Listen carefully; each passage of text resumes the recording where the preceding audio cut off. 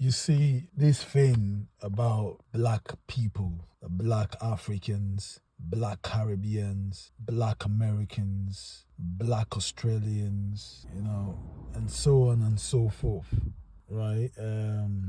I just want to say that this thing about black at the first place was made up. It was made up by the people whose aim was to dominate. And in order to do that, they had to create this situation, right? Prior to this thing called blackness, black, white, and all that, people were known as per their families, according to their families and family names. So this was people's identity. For me, the way I approach this confusion or these discrepancies amongst blacks, where some say, we're not Africans, and some say, we're Caribbeans and we've got our own unique culture, and some say we're black Americans, we're not Africans.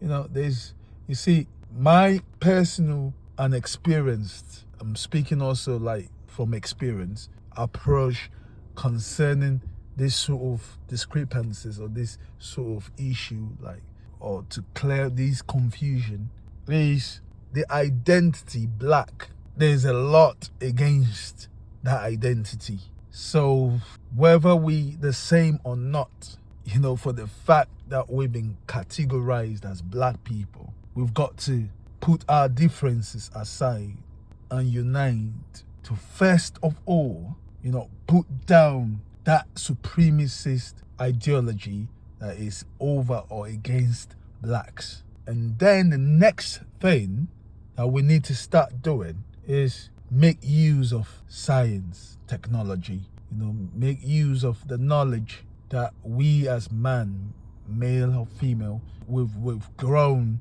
we've evolved to have DNA, do a DNA test as per ancestry, bloodline, like specific, to identify, to know if we've got any relationship in any way. Like genuine test should be carried out to see like if we've got any blood connection in any form or any way. And if we do have blood connections, then that confusion is cleared and we know we're one.